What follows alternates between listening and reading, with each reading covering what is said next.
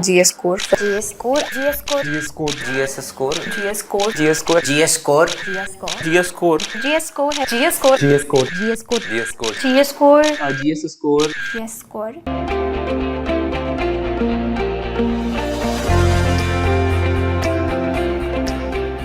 Hello everyone, my name is Swati Sharma. I belong to Jabalpur, Madhya Pradesh. I have done my schooling and graduation from Jabalpur, and this was my third attempt at civil services examination, and I have secured All India rank 15, and my optional was sociology.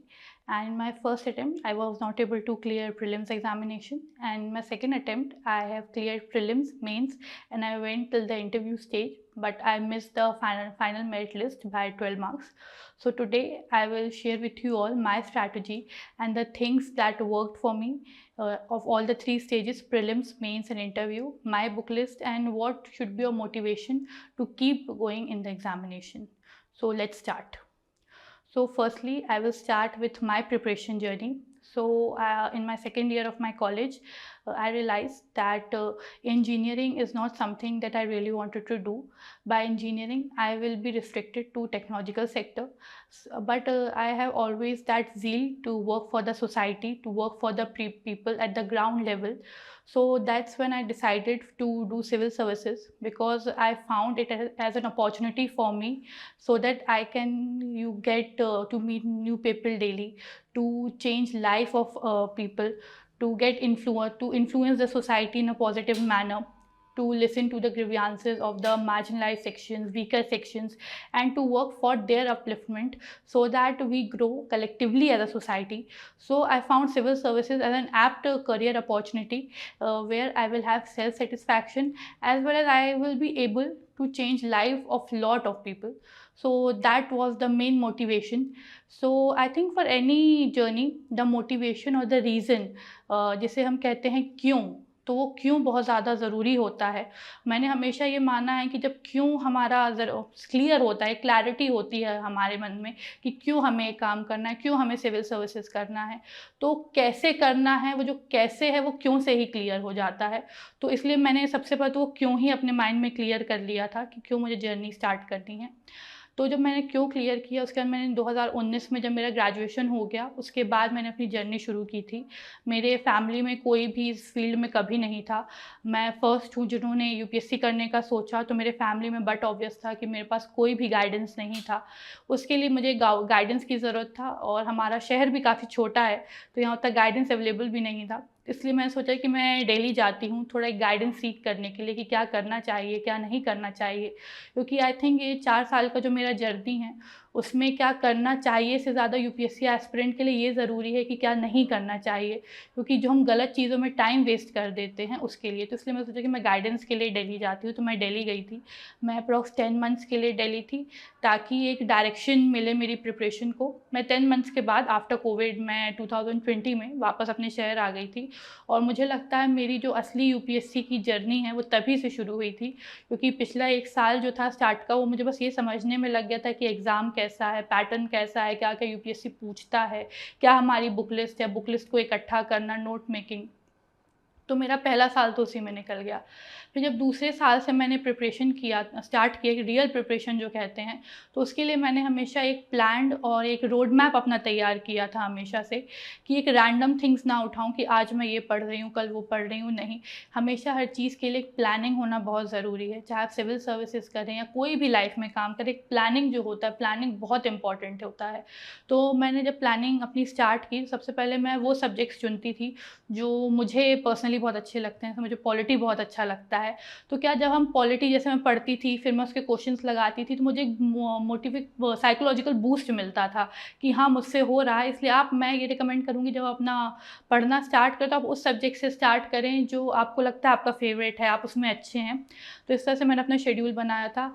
मैं usually सुबह जल्दी ही उठने की कोशिश करती थी, क्योंकि मुझे लगता है कि वो ज़्यादा एक प्रोडक्टिव फेज़ होता है मॉर्निंग का, जो आवर्स होते हैं 5 to 8 का. तो मैं उसमें ही उठती थी. उसमें मैंने अपना जो दिन था वो 4 हिस्सों हिस्सों में बांट के रखा था, जीएस, ऑप्शनल, करंट अफेयर्स और न्यूज़पेपर। हर चीज़ को मैं एक डेफिनेट टाइम देती थी, क्योंकि सभी जानते हैं कि यूपीएससी का सिलेबस बहुत ज़्यादा वास्ट है। नेशनली या इंटरनेशनली कुछ भी होता है वो एक तरह से यूपीएससी एस्पिरेंट का सिलेबस होता है। तो हर चीज़ कवर हो सके तो मैंने इस तरह से स्लॉट्स में डिवाइड करके रखा था। हर चीज़ को एक डेफिनेट टाइम देती थी ताकि सिलेबस कवर होता रहे। उसके अलावा मैं हमेशा अपने पढ़ने के बीच में एक ब्रेक रखती थी ताकि मैं रिफ्रेश्ड भी रहूं और बिल्कुल बर्डन ना करूं अपनी प्रिपरेशन को। तो इस तरह से मैंने अपनी स्ट्रैटेजी बनाई थी। उसके अलावा जो यूपीएससी मुझे लगता है सबसे ज़्यादा प्रिपरेशन के अलावा भी इम्पॉर्टेंट है, वो होती है हमारी मेंटल हेल्थ, जो कि बहुत एस्पिरेंट्स निगलेक्ट कर देते हैं। मैं भी जब दिल्ली गई थी, जब मैंने फ़र्स्ट टाइम ओआरएन जो कहते हैं हब है यूपीएससी का, जब मैं वहाँ एंटर करी थी तो मुझे लगा था कि मैं इस भीड़ में कहीं खो जाऊँगी, क्योंकि इतने बच्चे, इतने कोचिंग्स, बुक लिस्ट, बहुत कुछ है वहाँ। और मैं जानती हूँ ये फ़ियर सिर्फ मेरे मन में नहीं है, जो lakhs of UPSC aspirants prepare कर रहे हैं उनके मन में कहीं ना कहीं ये फ़ियर है। लेकिन तब मुझे एक बहुत ही बुद्धिमान व्यक्ति मैं कह सकती हूँ, क्योंकि उसने वो एक लाइफ चेंजिंग सेंटेंस था मेरे लिए। तो उन्होंने मुझसे यही बोला था कि तुम्हें भीड़ नहीं बनना है, तुम्हें भीड़ का हिस्सा नहीं बनना है, तुम्हें भीड़ की वजह बननी है। तो वो चीज़ हमेशा मैंने अपने माइंड में स्टिक करके रखी हूँ। तो वो एक तरह से भी मेरा मोटिवेशन वर्क किया कि नहीं, अब जब स्टार्ट किया है तो करना तो है ही। तो उस तरह से मैंने हमेशा सोचा कि अपनी मेंटल हेल्थ तब मैंने रियलाइज़ करी कि कितनी इंपॉर्टेंट है। और आई थिंक आफ्टर कोविड सभी ने ये रियलाइज़ कर ही लिया है कि मेंटल और फिजिकल हेल्थ कितनी इंपॉर्टेंट होती है। तो मैं एस्पिरेंट्स को यही बोलूँगी कि जो अपना मेंटल और फिजिकल हेल्थ है उस पर भी ध्यान दें, अच्छा डाइट लें।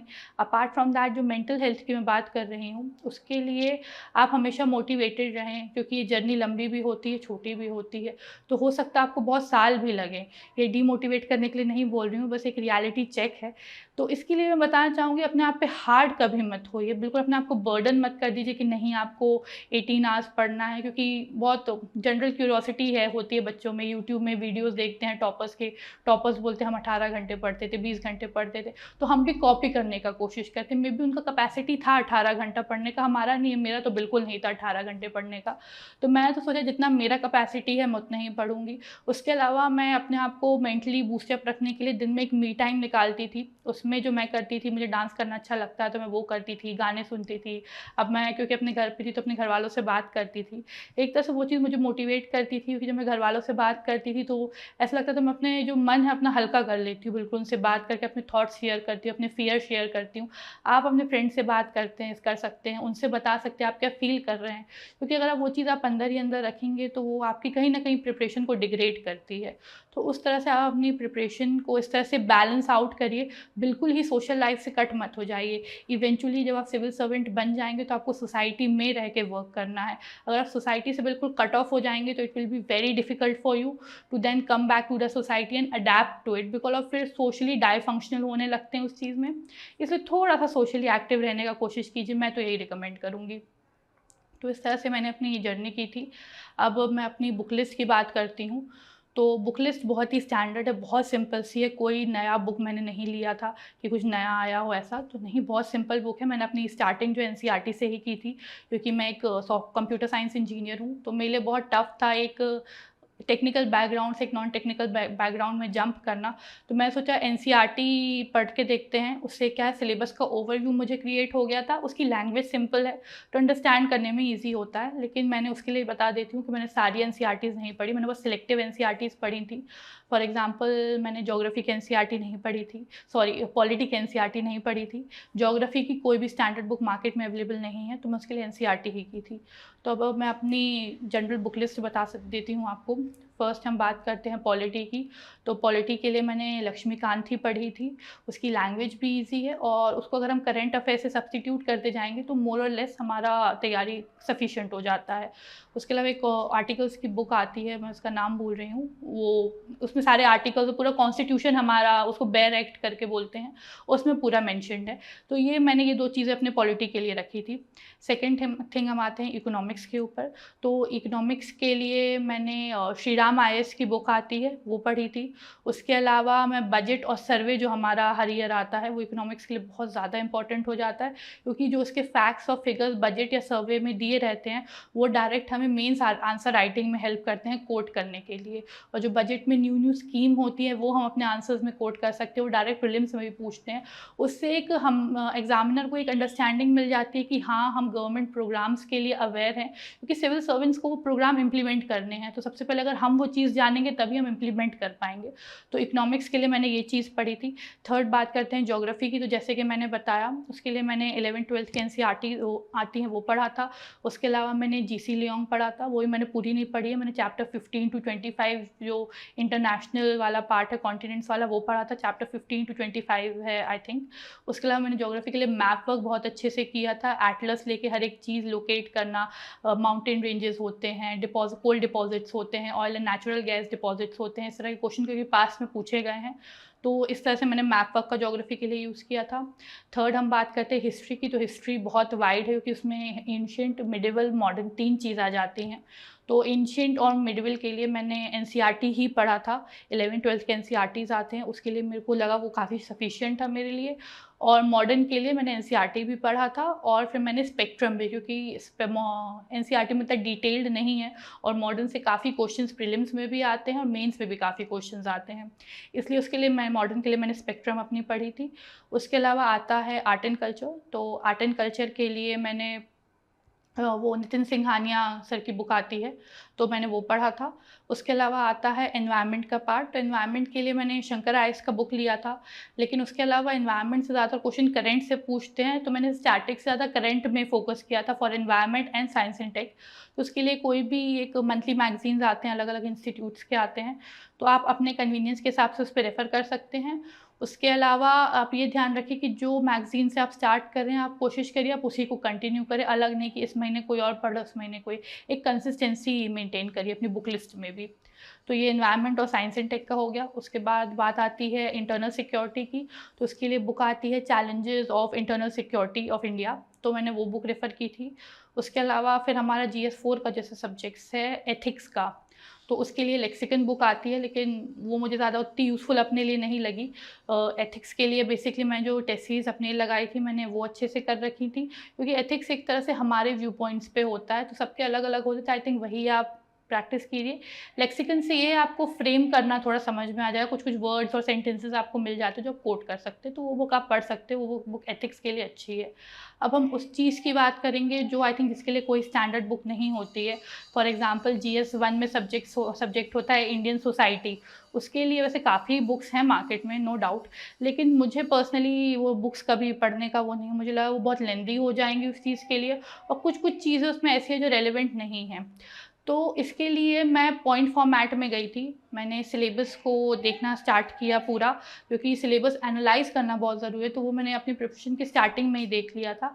तो इसलिए इंडियन सोसाइटी हो गया, सोशल जस्टिस का चैप्टर हो गया, इनके लिए जो था मैं सिलेबस के अकॉर्डिंग गई थी। मैं सिलेबस में इंडियन सोसाइटी का जो टॉपिक्स में अलग अलग पॉइंटर्स है, ग्लोबलाइजेशन, पॉवर्टी, तो मैं टॉपिक देखती थी, मैं गूगल करती थी, जो अच्छे अच्छे मुझे नोट्स मिलते थे उनको मैं एक तरह से कंपाइल करके मैंने ऑनलाइन नोट्स बनाए थे, क्योंकि मुझे लगा इतना मोटा बुक पढ़ के मुझे नहीं लगा कुछ फ़ायदा होने वाला है, इसलिए मैंने सोचा कि इसके मैं सेपरेट नोट्स बनाऊं, तो इसलिए मैं नोट मेकिंग की थी। ऑनलाइन नोट या आप ऑफलाइन भी लिख सकते हैं, जैसा आप प्रेफर हो, पेन पेपर या ऑनलाइन। मैंने पर्सनली ऑनलाइन लिखे थे, क्योंकि मुझे लगा उससे मेरा एक तरह से टाइम भी सेव होगा और जो अलग अलग चीज़ें मैं अच्छे से कंपाइल कर पाऊँ, क्योंकि एक जगह अच्छी चीज़ है, कुछ 2 पैराग्राफ कहीं अच्छे मिलते थे, तो मैं सब अच्छे से रीड करती थी और फिर मैं अपनी अंडरस्टैंडिंग के हिसाब से उनको कंपाइल कर लेती थी। तो ये मैंने ओवरऑल सब्जेक्ट्स के लिए किया था। अब हम अलग अलग स्टेजेस की बात करेंगे। As you all know prelims 3 stages में होता है, यूपीएससी 3 स्टेजेस में होता है, प्रीलिम्स, मेंस और इंटरव्यू। सो हम 1 बाय 1 तीनों डिस्कस करेंगे, मेरी स्ट्रैटेजी डिस्कस करेंगे, क्या क्या करना चाहिए, क्या क्या नहीं करना चाहिए, वो ज़्यादा इंपॉर्टेंट है तो वो सिर्फ डिस्कस करेंगे। और जिस तरह से यूपीएससी का पैटर्न आजकल चेंज होने को देखा है, क्योंकि कुछ दिन पहले प्रीलिम्स हुआ है, तो हमने देखा है कि यूपीएससी ने काफ़ी अपना पैटर्न चेंज कर दिया, तो हम वो भी डिस्कस करेंगे, फिर हम इंटरव्यू स्टेज भी डिस्कस करेंगे। तो सबसे पहले हम one of the most important stage जो है यूपीएससी का प्रीलिम्स है, उसके डिस्कस डिस्कस करते हैं। तो जब मैंने अपना प्रिपरेशन स्टार्ट किया था तो मैंने हमेशा यही समझा था, ऑलमोस्ट काफ़ी बच्चे प्रीलिम्स देते हैं और मैंने जितना मैं समझती हूँ 7 to 8 लाख स्टूडेंट्स हर साल प्रीलिम्स का फॉर्म भरते हैं, देते हैं। तो एक डर हमेशा रहता है कि उतने लाख स्टूडेंट्स में हम कहाँ हैं। तो सबसे पहली चीज़ है कि आप इस बात को बिल्कुल मत सोचिए हम कहाँ हैं। आप अपनी जो तैयारी कर रहे हैं वो आप करते रहिए, कौन क्या कर रहा है क्या है उस पर बिल्कुल भी ध्यान मत दीजिए। मैंने हमेशा यही माना कि चाहे कितनी सीट हो, मुझे एक सीट चाहिए बस है। तो आप माइंड में यही माइंड मेकअप करके चलिए कि आपको एक सीट चाहिए, आप उसके लिए तैयारी कर रहे हैं। जब मैंने अपना प्रीलिम्स का प्रिपरेशन स्टार्ट किया था तो प्रीलिम्स एक तरह से बहुत चैलेंजिंग स्टेज होता है और हमेशा ये मुझे भी बताया गया था कि जो प्रीलिम्स होता है वो सिलेक्शन ही रिजेक्शन के लिए होता है। तो ये थोड़ा आप ध्यान में रख के चलिए। तो प्रीलिम्स के लिए मैंने जैसे अपनी बुक लिस्ट बताई है तो मैं अपनी इन्हीं बुक लिस्ट पे स्टिक रही थी। उसके अलावा प्रीलिम्स के लिए मैंने करंट अफेयर्स पे बहुत ज़्यादा फोकस किया था। मैं करंट को जो है अपने स्टैटिक पोर्शन से लिंक करके पढ़ती थी। अगर मैं एग्जांपल दूँ तो जैसे हम पढ़ते हैं कि कई स्टेट्स में होता है गवर्नमेंट जो है वो मतलब चेंज होती रहती है। तो इसमें गवर्नमेंट चेंज होना हमारा सिलेबस नहीं है, लेकिन एंटी डिफेक्शन लॉ जो न्यूज़ में आता है वो हमारा सिलेबस हो जाता है। तो इस तरह से आप देखिए कि देश दुनिया में क्या चल रहा है और आपके स्टैटिक में वो क्या चीज़ जुड़ रही है, तो आप उस तरीके से उसकी प्रिपरेशन कीजिए। तो मैंने अपनी बुक लिस्ट वगैरह के साथ इस तरह से अपनी प्रिपरेशन स्टार्ट की थी। सेकेंड थिंग रही प्रैक्टिस की।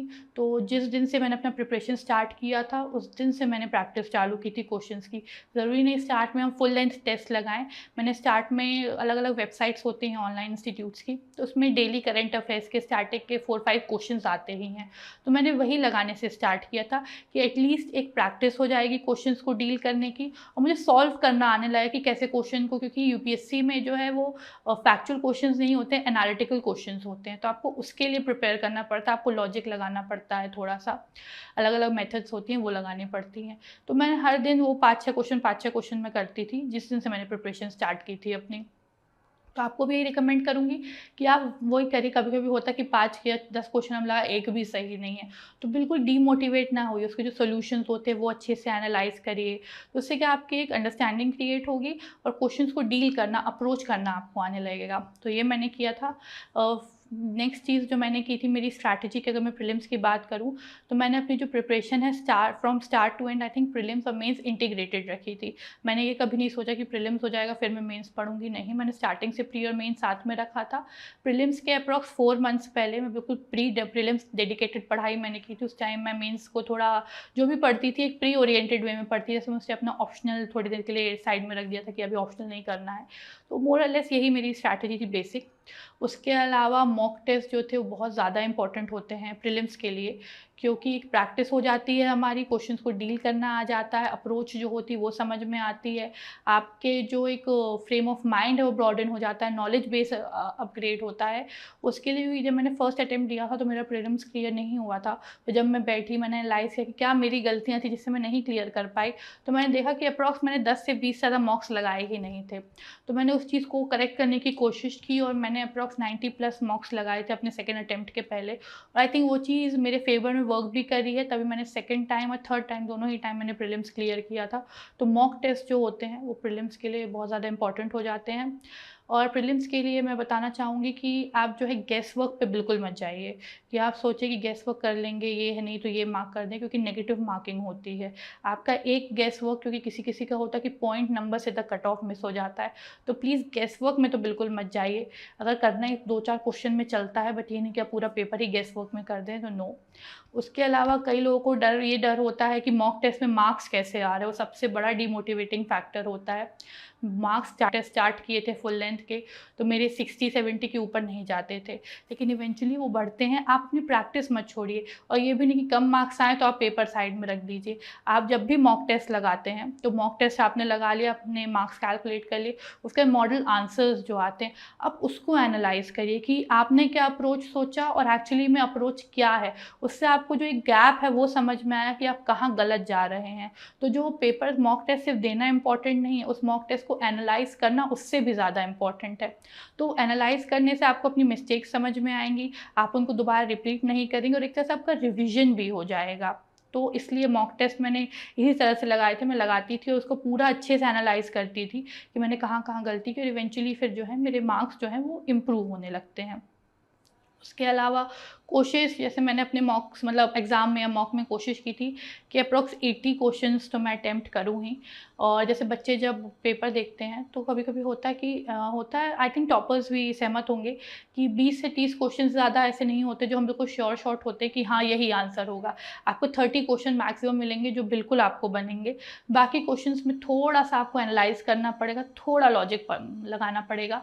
और मैंने कई बच्चों का देखा है कि अगर उनको फर्स्ट लाइन नहीं बनती है तो वो पूरा क्वेश्चन ही नहीं पढ़ते हैं, तो इस पे बिल्कुल मत करिए। आप पूरा क्वेश्चन अच्छे से और शांत दिमाग से पढ़िए। हो सकता है पास्ट में आप फेल हुए हो, प्रीलिम्स में नहीं क्लियर हुआ, वो फेलियर का बर्डन लेके आप एग्जामिनेशन हॉल में कभी मत एंटर कीजिए, क्योंकि वो जो है एक चीज़ से आपको पीछे खींचता है और आपको जो बनता होगा आप उनको आपको वो भी नहीं आएगा। तो ये चीज़ को थोड़ा ध्यान रखें, बिल्कुल काम और स्मूथ माइंड से दिमाग में जाइए और हर क्वेश्चन को रीड करिए। आपको अगर नहीं समझ में आ रहा, 1-2 बार 2-3 रीडिंग उस चीज़ को दीजिए। तो इस तरह से मैंने अपना प्रीलिम्स का पूरा जो है वो प्लान किया था। अब हम थोड़ा चेंजिंग पैटर्न का बात करते हैं जो प्रीलिम्स का था। कुछ दिनों पहले प्रीलिम्स हुआ है और जैसा मैंने सुना, मैं पेपर नहीं देख पाई हूँ, लेकिन मैंने सुना है कि पेपर का उन्होंने पैटर्न जो है चेंज कर दिया है। लास्ट ईयर जब मैंने दिया था उस टाइप के उनके 4 या 5 क्वेश्चन थे, आई थिंक वो डेमो था, जिसमें उन्होंने फुल लेंथ में आई थिंक 47 प्लस उस टाइप के क्वेश्चन थे। तो कई लोग बोल रहे हैं कि यूपीएससी अनप्रेडिक्टेबल हो गया है और नहीं हो रहा है, नहीं क्लियर होगा। लेकिन एक तरह से आप देखिए उसी के कारण कट ऑफ भी कम हो रहा है और क्लियर तो कई बच्चे करते ही हैं आखिर क्लियर। तो ये सब मत सोचिए कि उनका अनप्रेडिक्टेबल, क्योंकि ये सब चीज़ें जब आप सोचने लगते हैं तो आप उसी टाइम पे एक जो हार मानने का फर्स्ट स्टेज है वहीं से शुरू होता है कि आप एग्ज़ाम को ही दोष देने लगते हैं कि यूपीएससी ही ऐसा है, नहीं कर रहा है, पेपर नहीं आ रहा। तो कभी उसको मत दोष दीजिए। आप अपनी मिस्टेक्स जो है उस पर रियलाइज़ करिए कि क्या मिस्टेक कर रहा है। कॉम्पिटिशन बढ़ रहा है तो जेन्युइन बात है, उनको भी कुछ नया करना पड़ेगा ताकि जो बेस्ट ऑफ द टैलेंट है हमारी कंट्री में वो एडमिनिस्ट्रेशन में आए, ताकि एक तरह से हमारा जो ओवरऑल ग्रोथ है हमारी कंट्री का हो सके। तो वहाँ तो वो पैटर्न चेंज होगा, उस पे हर बार होता है, हर 3-4 साल में होता है। हमने भी जब स्टार्ट की थी प्रिपरेशन तो कुछ और टाइप के क्वेश्चंस देखते थे। कट ऑफ जब हमारा प्रिपरेशन था तो कट ऑफ 98-105 तक जाता था और अब हम देखिए कट ऑफ 88 तक आ गया। तो ये चीज़ यूपीएससी भी रियलाइज़ करती है कि थोड़ा टफ हो जाता तो कट ऑफ नेचुरली जो है वो कम आ रहा है। तो पैटर्न चेंज हो रहा है, लेकिन मुझे लग रहा है कि जो स्टैटिक पोर्शन है, जो फैक्ट्स हैं, फिगर्स हैं, करंट अफेयर्स है, वो चीज़ तो कभी चेंज नहीं होगी। चीज़ें वही हैं, बस थोड़ा-सा एनालाइज़ करने का जो चीज़ है वो बढ़ाने का ज़रूरत है। उसके लिए जैसे कि मैंने बताया, जितना हो सके आप उतना प्रैक्टिस करिए। अपने माइंड में ये चीज़ हावी मत होने दीजिए कि नहीं हो रहा है या पैटर्न चेंज हो रहा है, बोझ बनता जा रहा है। ये चीज़ जब अपने ऊपर हावी होने देते हैं तो आपकी प्रिपरेशन वहाँ से जो है वो लो लेवल पे ही जाती है, अपग्रेड तो नहीं होती है। तो पैटर्न चेंज हो रहा है, डोंट वरी अबाउट दैट। अपने फैक्ट्स क्लियर रखिए, जो बुक लिस्ट मैंने आपको बताई वो पढ़िए, जो एक अपने रिसोर्स है उनको लिमिटेड रखिए। मार्केट में बहुत मटेरियल है, स्पेशली जब ऑनलाइन कंटेंट इतना अवेलेबल है तो एक क्यूरियोसिटी होती है, मेरे पास भी थी। मेरे पास तो लगता है 3-4 बुक्स ऐसी हैं जो बिल्कुल न्यू हैं। मेरे अंदर भी क्यूरियोसिटी थी कि नई बुक आई है तो मैं ले लेती हूँ। तो आप उस चीज़ पे, मेरी गलती, मुझे लगता है मैं नहीं चाहूँगी कोई और एस्पिरेंट वो गलती करे, तो उस चीज़ पे आप बिल्कुल मत जाइए। अपने रिसोर्सेज जितने हो सके उतने लिमिट करिए, क्योंकि मुझे लगता है यूपीएससी में पढ़ने से ज़्यादा उस जो पढ़ा हुआ उसका रिविज़न करना वो ज़्यादा इंपॉर्टेंट रखता है। तो वो चीज़ आप बिल्कुल मत पढ़िए जो बाद में आपको लगता है आप रिवाइज़ नहीं कर पाएँगे, क्योंकि टाइम का लिमिट ऑब्वियसली होता है। प्री और मेंस के बीच अगर हम बात करें तो ओनली 3 मंथ्स का टाइम होता है, उसमें आपको मेंस के पूरे जीएस के सब्जेक्ट्स करने हैं, ऐसे होता है उसको प्रिपेयर करना, ऑप्शनल को प्रिपेयर करना है। तो इसलिए अपने मटेरियल जो है लिमिटेड रखिए और जितना हो सके उतना प्रैक्टिस करिए और रिविज़न करिए। रिवीजन करने के लिए जैसे मैं बताऊँगी कि जो नोट मेकिंग होती है वो कर सकते हैं, स्मॉल स्मॉल पॉइंटर्स बना के रख सकते हैं, ताकि वो एक आपके हैंड में रहे कि आगे आप एग्ज़ाम के कुछ टाइम पहले आपको मोटी-मोटी बुक्स ना उठानी पड़े। इसलिए थोड़े आप फ्रीक्वेंटली उनको पढ़ सकें, तो मैंने नोट मेकिंग उससे की थी, उस तरह से की थी कि मैं रिवाइज़ कर सकूँ। उसके अलावा हम हाइलाइट करते हैं जैसे मंथली मैगज़ीन्स में, तो मैंने वो पॉइंट्स जो प्रीलिम्स के लिए यूज़ हो सकते हैं, इम्पॉर्टेंट है, वो मैं हाइलाइट करके रखती थी। तो ये ओवरऑल मेरी प्रीलिम्स की स्ट्रैटेजी थी। सो अब हम सेकेंड स्टेज का बात करते हैं जो कि होता है मेंस का स्टेज। सो मेंस में सबको पता है 9 एग्ज़ाम्स होते हैं हमारे, जिसमें से 2 जो है वो क्वालिफाइंग होते हैं। तो मेंस का जैसे मैंने बुक लिस्ट अपनी बताई, मेरी बुक लिस्ट ओवरऑल वही थी, मैंने वही प्रीलिम्स के लिए फॉलो की है, वही मेंस के लिए फॉलो की है। मेंस के लिए मैं जो कुछ एक्स्ट्रा चीज़ें की हैं वो मैं सबसे पहले आपको बता देती हूँ। तो मेंस के लिए मैंने एक डायरी प्रिपेयर करी थी, उसमें जो डेली न्यूज़पेपर में पढ़ती थी, उसमें जो एडिटोरियल्स में अच्छे-अच्छे कुछ लाइन्स होते थे, कुछ कोट्स होते थे, कभी-कभी कुछ रिपोर्ट्स आती थी उसकी, जैसे इंडिया का रैंक क्या है या कितने % इलिटरेसी है इंडिया में, कितना मल न्यूट्रिशन है, ये सब के जो फैक्ट्स आते थे वो मैं अलग से डायरी में लिख लेती थी, ताकि जब एग्ज़ाम के पहले मैं रिवाइज़ करूँ तो मुझे ढूँढना ना पड़े कि ये चीज़ कहाँ है, वहाँ है। तो इसलिए मैंने उसको एक प्रॉपर नोट मेकिंग उसकी करंट अफेयर्स के हिसाब से की थी कि ये जो लाइन्स या कोट्स हैं या फैक्ट्स और डायरेक्ट मैं अपने आंसर में यूज़ कर सकूँ ताकि मेरा कंटेंट इनरिच हो जाए और मेरी कॉपी एक थोड़ी हटके लगे सबसे, क्योंकि मेंस में यही हमारा एक टास्क होता है कि ऑलमोस्ट 12,000 13,000 बच्चों में अपनी कॉपी को कैसे यूनिक और इनोवेटिव बना सकते हैं। तो हमेशा उसी चीज़ में मेरा फोकस रहा कि मैं कैसे अलग बनाऊँ। तो मैंने एक डायरी बनाई जिसमें ये सब लिखा था जो आपको बताया। सेकेंड थिंग जो थी, मैंने डायग्राम्स और मैप वर्क का बहुत यूज़ किया है। उससे हमारे आंसर में एक विजिबिलिटी क्रिएट होती है और हमारा आंसर अच्छा भी लगता है, एक प्रेजेंटेशन इन्हांस हो जाता है हमारा। थर्ड थिंग जो मैंने की थी वो था, मैं पॉइंट फॉर्मेट में या फ्लो चार्ट फॉर्मेट में लिखती थी। उससे 2 फ़ायदे होते हैं। एक जो है, एक आंसर में फ्लो दिखता है तो एग्जामिनर को इंटरेस्ट आता है रीड करने। मुझे लगता है पैराग्राफ थोड़ा बोरिंग पोर्शन हो जाता है, इसलिए मैं पॉइंट में लिखती थी। और दूसरा, पॉइंट फॉर्मेट में मुझे ऐसा लगता था कि जो है टाइम सेव होता है, क्योंकि हम पैराग्राफ लिखते थे वो लेंदी होने लगता था। जब हम फ्लो चार्ट्स बनाते हैं पॉइंट में लिखते हैं तो मुझे पर्सनली लगता था कि मेरा टाइम सेव हो रहा है, क्योंकि यूपीएससी में हमारे पास 3 घंटे होते हैं, 20 क्वेश्चंस करने होते हैं और पेपर ऑब्वियसली लेंदी होता है। तो हमारा टास्क जो होता है वो ये है कि हम कंटेंट भी मेंटेन करें स्टार्ट टू एंड, क्योंकि ये स्कूल या कॉलेज एग्जाम नहीं है कि हम स्टार्ट कुछ से करते हैं एंड कुछ से करते हैं। तो हमें कंटेंट इंप्रूवमेंट भी करना, मेंटेन करना है। उसके अलावा हम ना प्रेजेंटेशन पे भी ध्यान देना है कि जो हम एक्चुअली लिख रहे हैं वो एग्जामिनर समझ भी पा रहा है कि नहीं। कोई मतलब नहीं हम लिख रहे हो जब तक एग्जामिनर को वो चीज़ समझ में नहीं आ रही है। तो इस तरह की एक लेजिबल हैंड राइटिंग भी लिखिए ताकि एग्जामिनर समझ पाए। उसके अलावा मेंस के लिए जो चीज़ मैंने बताई, जैसे स्पीड जो होती है, उसके लिए सबसे पहली चीज़ जो होती है वो आंसर राइटिंग प्रैक्टिस होती है। मैंने जब प्रिपरेशन स्टार्ट की थी मैंने तभी से डेली मैंने आंसर राइटिंग की थी। वो स्टार्टिंग में ऑब्वियसली सबका ये कंसर्न होता है कि सिलेबस कंप्लीट नहीं है, तो आप उस पर मत जाइए। करंट अफेयर्स के क्वेश्चन उठाइए, जैसे मैंने प्रीलिम्स का बताया कि वेबसाइट्स में क्वेश्चन आते हैं, उसमें करंट अफेयर्स, क्योंकि आप डेली न्यूज़पेपर पढ़ेंगे, डेली एडिटोरियल के क्वेश्चन होते हैं, करंट अफेयर्स के क्वेश्चन, तो वही वेबसाइट्स में शाम को तक आ जाते हैं। तो आप वही उठाइए और लिखना चालू करिए। आंसर राइटिंग का सिंपल है, जो हम सुनते ही हैं, इंट्रोडक्शन, बॉडी और कंक्लूजन। तो वैसे ही स्टार्ट किया। आप स्ट्रक्चर, पहली बात आपने समझ लिया कैसे 3 स्टेज का स्ट्रक्चर है। लिखिए, मेरे को लगता है वर्स्ट से वर्स्ट आंसर लिखिए, कोई भी चिंता मत करिए कितना बुरा लिखा। मैं आज अपने आंसर पढ़ती हूँ तो मुझे खुद अपने आप में शर्म आती है और लगता है कि कितना बुरा लिखा हुआ है मैंने। बट ये सब मत सोचिए, डेली आप लिखने को, उससे आपका कॉन्टेंट इम्प्रूव होगा, आप खुद अपनी गलतियों से सीखेंगे जैसे मैंने सीखा था। तो आई थिंक डेली उस चीज़ को लिखिए। फिर जब धीरे धीरे मेरा सिलेबस कंप्लीट होने लगा तो फिर मैंने एक तरह से एक पीयर ग्रुप में प्रिपेयर करना चालू किया, क्योंकि मुझे लगा पीयर ग्रुप में मेंस का प्रिपरेशन ज़्यादा सस्टेनेबली होगा और एक कंसिस्टेंसी मेरे प्रिपरेशन में उसी चीज़ से आई थी। क्योंकि जब मैं अगर डेली लिखती हूँ या कोई भी हो तो एक लेजीनेस फीलिंग आ जाती कि चलो आज नहीं लिखते हैं, लेकिन जब हम ग्रुप में प्रिपेयर करते हैं तो एक हमारे ऊपर एक प्रेशर रहता है कि नहीं उसने किया है मैं भी कर लेता हूँ। तो इसलिए मैंने ये किया, मैं और मेरी फ्रेंड थे तो हम डेली प्रीवियस ईयर क्वेश्चन हम लोग ने उसके लिए किए थे। प्रीवियस ईयर क्वेश्चन, क्योंकि सभी को पता है प्रीवियस ईयर क्वेश्चन बहुत ज़्यादा इंपॉर्टेंट होते हैं, उससे यूपीएससी का डिमांड समझ में आता है, यूपीएससी का एक स्ट्रक्चर समझ में आता है।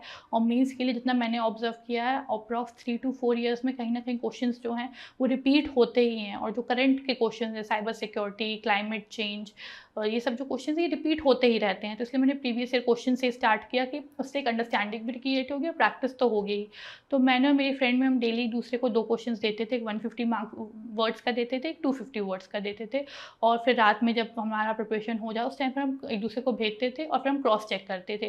क्रॉस चेक करने से ये होता था, हम दोनों अपनी मैं उसकी गलतियाँ देखती जैसे वो मेरी देखती थी, तो हमारा जो नॉलेज बेस है वो बढ़ता था कि कुछ चीज़ें होती हैं जो मैं सोच रही हूँ वो नहीं सोच रही है, वो सोच पा रही है मैं नहीं सोच पा रही हूँ। तो एक अलग अलग पॉइंट ऑफ व्यू मिल जाते हैं और एक सेकेंड ओपिनियन मिल जाता है हमें, क्योंकि हम अपना आंसर देखेंगे तो हमें तो कुछ गलत लगेगा नहीं क्योंकि हम ही ने उसको लिखा है। तो एक सेकेंड ओपिनियन बहुत ज़रूरी हो जाता है मेंस आंसर राइटिंग के लिए। तो स्टार्ट उससे ही मैंने किया था। फिर उसके बाद जब मैंने अपना फर्स्ट अटैम्प्ट दे लिया था तो मैं ये चीज़ तो करती थी। उसके अलावा मैंने टेस्ट सीरीज़ लगाई थी, क्योंकि टेस्ट सीरीज़ से एक तरह से हमें एक मेंटोर सपोर्ट मिल जाता है और एक एक्सपर्ट ओपिनियन मिल जाता है, क्योंकि हम दोनों ही एस्पिरेंट्स थे तो हम दोनों को इतना तो नॉलेज था नहीं, तो हम नॉर्मल फीडबैक ही देते थे। तो हम लोगों ने खुद सोचा कि एक एक्सपर्ट ओपिनियन बहुत ज़रूरी है, इसलिए मैंने टेस्ट सीरीज़ ज्वाइन की थी। तो मैंने जीएस स्कोर का ही 1 ईयर का प्रोग्राम जो इनका आता है मैंने वो ज्वाइन किया, जिससे कुछ टेस्ट जो थे वो प्रीलिम्स के पहले थे और कुछ जब प्रीलिम्स क्लियर हो जाएगा तो प्रीलिम्स और मेंस के बीच कुछ टेस्ट थे। तो मैंने वो पूरा प्रोग्राम ज्वाइन किया था। उसमें ये था कि सेक्शनल और फाउंडेशनल, क्योंकि काफ़ी आई थिंक जितना मुझे याद 30 समथिंग टेस्ट थे, जिसमें जो था सेक्शनल से ही स्टार्ट हुआ था। पहले फाउंडेशन था, फिर सेक्शनल था, देन फुल लेंथ था। तो इससे ये हुआ कि स्टेजेस में मैंने लिखा तो मेरा प्रैक्टिस अच्छे से होता रहा कि जो चीज़ें जैसे मैंने पढ़ ली हैं, जैसे इंडियन सोसाइटी मेरा तैयार था तो मैंने उसका दे दिया, मार्क्स अच्छे आते थे तो एक बूस्ट भी मिल जाता था कि हाँ हो रहा है। तो ये बहुत बेनिफिशियल हुआ मेरी प्रिपरेशन को कि एक स्टेज में मैंने प्रिपेयर किया। तो आंसर राइटिंग के लिए मैंने यही चीज़ की थी और फैक्ट्स फिगर्स तो मैंने आपको बता ही दी हैं। तो ये ओवरऑल मेरी मेंस की स्ट्रैटेजी थी। अब हम आते हैं हमारे फाइनल स्टेज पे, जो कि है पर्सनालिटी टेस्ट।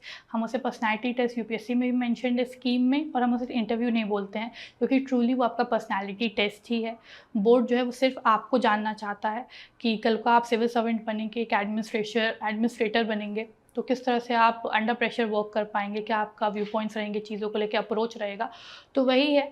तो मैं अपनी अगर प्रिपरेशन की बात करूँ तो सबसे पहला जो मैंने चीज़ किया था, जो हम डैफ भरते हैं डिटेल्ड एप्लीकेशन फॉर्म, मैंने उसका पूरा प्रिपेयर किया था। उसके मैंने प्रॉपर नोट्स बनाए थे, मैं उसको डिवाइड कर लिया था सेक्शंस में, क्योंकि डैफ में जो भी आप मेंशन करते हैं, आपका नाम, आपके फादर का नाम, उनका प्रोफेशन, आपका कॉलेज, ऑप्शनल, सब कुछ एक तरह से वो कुछ भी पूछ सकते हैं। तो इस तरह से मैंने पर्सनली उसका, फिर मैंने उसका हैंड रिटन नोट्स बनाए थे ताकि वो एक हैंडी रहे मेरे को रिविजन करने के टाइम पे। तो हर चीज़ का मैंने जो ओवर एक 360 डिग्री अप्रोच लिया था। फॉर एग्जांपल अगर मेरा स्टेट मध्य प्रदेश है तो यहाँ पॉलिटिकली क्या हो रहा है, इकोनॉमिकली कितना प्रोग्रेस हो चुका है, पास्ट में कैसा था, जोग्राफिकली कैसा है, कितनी ट्राइब्स हैं यहाँ, क्योंकि मध्य प्रदेश में सबसे ज़्यादा ट्राइब्स और ट्राइबल पॉपुलेशन है। तो उन ट्राइब्स के क्या चैलेंजेस हैं, उनको दूर करने के लिए हम क्या कर सकते हैं उस तरह से। जैसे मेरा डिस्ट्रिक्ट है, इसके लिए भी ओवरऑल अप्रोच की डिस्ट्रिक्ट में क्या चैलेंजेस है, क्या क्या किया जा सकता है, अगर जबलपुर का नाम जबलपुर है तो वो क्यों है। ये सब वो आपका नॉलेज बेस चेक करने के लिए नहीं पूछते हैं, आपकी अवेयरनेस चेक करने के लिए पूछते हैं। तो ये आप हमेशा याद रखिएगा। सेकेंड थिंग जो मैंने की थी वो था करंट अफेयर्स। मैं 3 न्यूज़पेपर पढ़ती थी, द हिंदू, इंडियन एक्सप्रेस और द मिंट, इसलिए ताकि नेशनली और इंटरनेशनली क्या चल रहा है वो मुझे पता रहे, और हर इशू के लिए अलग अलग व्यू पॉइंट्स मुझे मिलते रहें। उन अलग अलग व्यू पॉइंट्स को मिलकर 360 डिग्री जो है होलिस्टिक अप्रोच मेरा क्रिएट होता था एक इशू को, और तभी मैं अपना खुद का ओपिनियन जनरेट कर पाती थी कि ये लोग सोचते हैं और अब मैं क्या सोचती हूँ। और आप इंटरव्यू में भी मैं यही बोलूँगी, पर्सनैलिटी टेस्ट में आप यही करिए, आप क्या सोचते हैं वो बताइए, किसी को कॉपी करने का कोशिश मत कीजिए। ये मत सोचिए कि अपना बेस्ट इमेज दिखाएं, बिल्कुल ये मत सोचिए। जो आप नेचुरल हैं बिल्कुल नेचुरली वो पोर्ट्रे कीजिए। वहाँ जो लोग हैं बहुत एक्सपीरियंस्ड होते हैं तो उनके सामने आप ब्लफ नहीं कर सकते हैं, तो करने का कोशिश भी मत करिएगा। वो कहीं ना कहीं आपकी पर्सनैलिटी का नेगेटिव साइड शो करेगा। तो प्लीज़ किसी को कॉपी मत करिए, अपना ओपिनियन बताइए, पॉलिटिकली करेक्ट होने का कोशिश मत करिए, अपनी चीज़ें बताने का कोशिश करिए। उसके अलावा जो थर्ड चीज़ मैंने की थी वो थी मिरर एक्सरसाइज। मैं अब मिरर के सामने बैठती थी, मैं खुद से ही क्वेश्चंस पूछती थी जो मेरे डैप से रिलेटेड थे या करेंट इशू से, जैसे मैंने आपको बताया।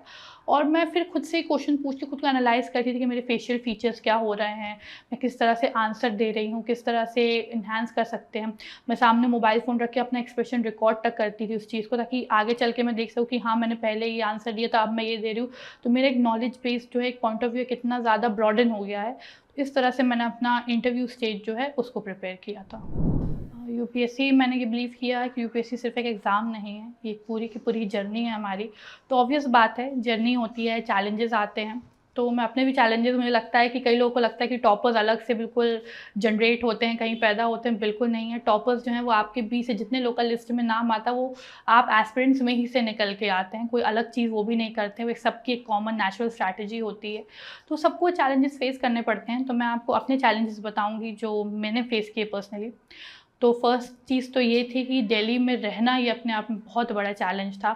जब मैं, क्योंकि मेरा स्कूलिंग कॉलेज सब मेरे घर से ही था, तो वहाँ रहना, क्योंकि मुझे अपने घर से दूर रहने का भी आदत नहीं था, तो वो बहुत चैलेंजिंग था। ख़ासकर जो कॉम्पिटिटिव एनवायरनमेंट होता है वो बहुत चैलेंजिंग था। तो उस चीज़ को ओवरकम करने के लिए मैंने, जैसे बताया, मैंने वही किया है कि मैंने अपने आप को बर्डन नहीं होने दिया कभी पढ़ाई से। मैंने हमेशा सोचा है कि एक तरह से मैं खुद को एंटरटेन्ड भी रखूँ पढ़ाई के साथ। एक तरह से मैंने हमेशा ये जर्नी एन्जॉय की है अपनी। तो ये मेरा पहला चैलेंज था, और उसके लिए मैंने क्या किया मैंने आपको वो बताया। दूसरा चैलेंज ऑब्वियसली सबको होता है। जैसे मैं अपने शहर में थी तो यहाँ सबसे मटेरियल अवेलेबिलिटी का बहुत इशू होता था, कि क्योंकि हमारा शहर बहुत छोटा है जबलपुर, यहाँ उतना यूपीएससी का मटेरियल नहीं मिल पाता है। तो मोस्टली जो था मैं दिल्ली से ही कोरियर करवाया करती थी। जो कई लोगों के लिए ये मिथ है कि प्रिपरेशन करना है तो दिल्ली जाना ही पड़ेगा, और कई चैलेंजेस होते हैं ऑब्वियसली दिल्ली जाने में। फाइनेंशियल प्रॉब्लम्स होती हैं, सोशल प्रॉब्लम्स होती हैं, बहुत नेचुरल है, उसमें आप मत सोचिए। लेकिन जो मिथ आप क्रिएट कर चुके हैं कि दिल्ली जाना ही जाना है, तो बिल्कुल ज़रूरत नहीं है कि आपको जाना ही है। अगर आप जा सकते हैं तो अच्छा है, नहीं जा सकते हैं तो भी कोई बुराई नहीं है। आजकल ऑनलाइन बहुत मटेरियल अवेलेबल होता है, ऑनलाइन क्लासेस होती हैं, यूट्यूब है, यूट्यूब में सेशंस होते हैं। उसके अलावा सर जैसे मैंने बताया मैं कोरियर करवाती थी, तो ये सारी चीज़ें आप कर सकते हैं। तो बिल्कुल मत सोचिए कि आप दिल्ली नहीं जा सकते तो आपका बिल्कुल क्लियर नहीं होगा। दिल्ली में ना रह के भी कई लोग क्लियर करते हैं। तो एक ये सेकंड मिथ है, और जो मैंने भी एक तरह से चैलेंज फेस किया। थर्ड चैलेंज होता है जो हम सब फेस करते हैं, आई थिंक काफ़ी लोग फेस करेंगे, वो फाइनेंशियल चैलेंज भी होता है।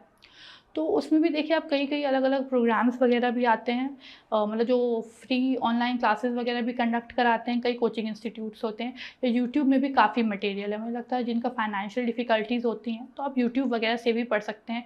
यूट्यूब में काफ़ी जो ऑलरेडी क्रैक किए हुए टॉपर्स होते हैं वो अपने कुछ व्यू पॉइंट्स बताते हैं, अपना एक पढ़ने का तरीका बताते हैं। कई कोचिंग इंस्टीट्यूट्स हैं जिनके फ्री लर्निंग प्रोग्राम्स चलते हैं, आप उनको एक्सेस कर सकते हैं। बात रही मटेरियल की, तो मटेरियल इसलिए मैं आपको बोल रही हूँ कि लिमिटेड रखिए। जितना लिमिटेड रहेंगे तो एक तरह से इकोनॉमिकली भी आपको सही रहेगा और आपका प्रिपरेशन भी जो है वो एक प्लान्ड मैनर में हो पाएगा। उसके अलावा जो है हमेशा जो है एक प्लान्ड और स्ट्रैटेजाइज्ड वे में पढ़िए और कंसिस्टेंट वे में पढ़िए, जो मैं बोलना चाहूँगी। क्योंकि कभी-कभी होता है कि ऐसा हो कि आप किसी दिन 18 घंटे पढ़ रहे हैं, किसी दिन बिल्कुल नहीं पढ़ रहे हैं, तो इस पे मत जाइए, एक कंसिस्टेंट वे में पढ़िए। और कंक्लूजन के लिए जो मैं सबसे मेन चीज़ बोलना चाहूँगी कि हार्ड वर्क, पेशेंस और कंसिस्टेंसी, ये जो है वो यूपीएससी क्रैक करने के लिए सबसे ज़्यादा इंपॉर्टेंट होते हैं। तो इन चीज़ों को हमेशा आप ध्यान में रखिए कि आपको हार्ड वर्क करना है, कंसिस्टेंट रखना है, थोड़ा पेशेंस तो रखना ही पड़ेगा। तो अगर आप ये सारी चीज़ें ध्यान में रखते हैं और एक प्लान्ड मैनर में वर्क करते हैं, तो फिर आप डेफिनिटली कभी ना कभी इस एग्ज़ाम को ज़रूर क्रैक करेंगे। Thank you.